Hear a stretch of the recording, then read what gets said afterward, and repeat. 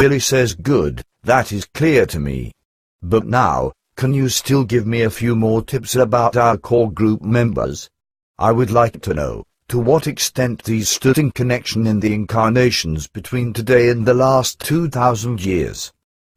Quetzal says there are, in fact, various and very interesting connections there, which I have not yet fully worked out, however.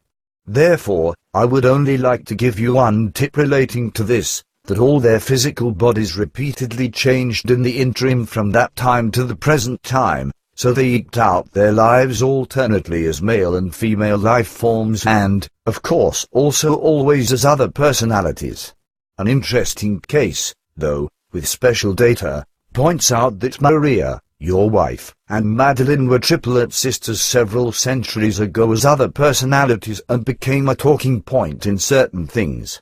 But so also did various others of the current group members become a talking point in other times as other personalities, for they actuated themselves organizationally in the matter of the spiritual teaching and even established organizations that have remained existent up to the current time. In particular, I would like to mention in this connection the now very distinct organization of the Great White Brotherhood, which was established and called into life by the former personality of someone who performs very valuable services today as a group member in your group.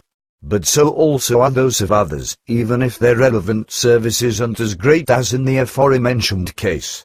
But the fact that the Great White Brotherhood, and its sects which have sprung from it contain so very much of the true truth, this isn't surprising, for the true knowledge was, indeed, processed into the teachings of these organizations.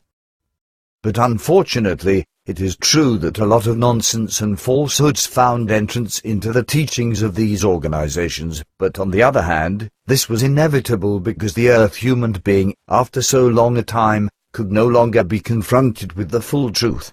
Thus, strictly religious and also delusion-believing facts became processed into the teachings, for only because of these did the earth human being become involved with the new teachings, but these must now be slowly and steadily worked back out and corrected by the spreading and teaching of the pure and true truth, which you have taken over the obligation to bring and to spread. Billy says that is clear to me, Quetzal, and I thank you for your hints regarding the incarnations of the group members. Quetzal says no thanks for that are due to me. But now, my friend, I have to explain to you some things, with regard to your condition and your health. It doesn't escape me by any means that your condition isn't the best and that you bring a sense of humor to light, which doesn't rhyme with your condition. You feel very miserable, and you have pains. I recognize this very well, even though you seek to conceal this very masterfully. For my part, my friend, as a result of my knowledge, I got in touch with a friend, whose advice I had to obtain. With his loving cooperation, I will develop a device that should be helpful to you, according to which you shall then be subjected to a treatment 2 to 3 times per month with this device. Only after that can we then make further decisions and, perhaps, make new findings.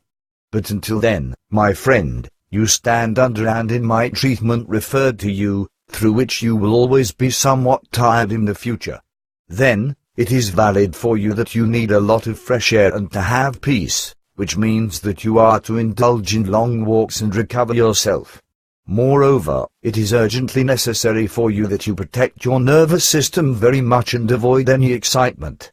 This means for you that in the future and in the long run, you may no longer present lessons to the public via lectures, that this task must, therefore, be taken over by group members. Also, you shouldn't speak too much, and if you do, then only in a calm manner and also very slowly. Furthermore, you must be mindful of the fact that you find plenty of sleep in the future, for this contributes very much to the fact that you get less worked up. Your nerves are very wrecked and have become vulnerable through all the circumstances that have arisen in recent months and various other things, which are known to you very well. You and also all group members should know and be clear about the fact that your health is very dangerously struck and that it needs only very little for you to collapse definitively. Your entire strength of your body is affected, which is why it is also dangerous if you go far away from your house alone, except when we call you, for we will be endeavored around your safety. Your body has become very vulnerable and weak, which is why you constantly run the risk of collapsing somewhere when you go on walks and recreational travels, making it necessary that you do this not alone and, thus, always only in company. Billy says that is, once again, devilishly clear, my son. But unfortunately, it doesn't let itself be arranged that someone dallies around with me forever. Mostly, though, they are only women and girls who could take on such a task, for the men must be utilized for important works. But this, my son, again means that renewed scenes of jealousy will appear, and new hatred and new intrigues will make everything crazy, for something behind it will be sought again, which is neither hands nor feet. Just consider, please, that as soon as I go away with a woman or a girl, perhaps into the woods or even somewhere else, that once again, there will immediately arise wild and bad assumptions and fantasies that something is going on, which is neither to be brought into line with morality nor with the teaching nor with decency, etc. In short words, this means that from some persons, the crazy idea will then immediately arise again that I could be lying in the bushes somewhere with my companion and making love. Semyaza says that is, nevertheless, not really your seriousness. Billy says yes, unfortunately. I must, unfortunately, always count on it. Quetzal has, indeed, also found this out himself, as he explained just now. Quetzal says that is, unfortunately, of correctness, but all group members should finally awake in reason and grasp everything in accordance with the truth and correctness. I will thoroughly consider these concerns again and, as far as possible, direct a further word of instruction to everyone at our next contact. Billy says do that, maybe it will help then, but my hopes for this are, unfortunately, equal to zero. You know that when jealousy is in play in certain matters with human beings, it is usually hopeless. I have had my experiences with this and have realized that in such cases, all reason and all talking aren't in the least bit useful. Semyaza says that is incomprehensible to me. Billy says you don't stand alone there with your opinion. Also to me, this is an absolute mystery, and I can neither solve it nor understand it. Quetzal says nevertheless, I will strive for it again. But now, we should still turn to other things because the time simply doesn't stand still. All of you, with very few exceptions, strive in the area of the meditation very much, and also quite respectable successes are already to be noted, and of course, I'm not speaking of you, my friend. A close study of the psyche of the individual group members has let me recognize that for the promotion of the meditation, and also in daily life and at meetings, a melodious background music would be of much value. This brought me to the idea to give you, in accordance with our model, the advice that especially for the meditation exercises and for the meetings of an internal form, you should bring a musical accompaniment into application, and I will strive for the suitable pieces of the earthly music area, according to which you can then procure these music pieces for yourselves.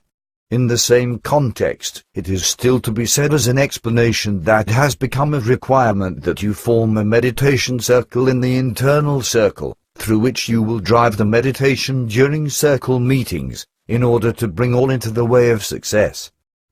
Billy says that may, indeed, encounter active interest again, but whether all will be in agreement with it, I do not know. You know, some married people already groan constantly because of the Saha Center arrangement and say that they came into conflict with their spouses and so on. Quetzal says is the teaching and the progress not of much more value to them than the human inadequacy in regard to marriage, which, as a rule, has been entered by the core group members of the current existence against their own former determinations, with one exception, so namely that of Engelbert and Maria. Billy says you know damn much again, and your speech won't exactly fall on friendly, open ears.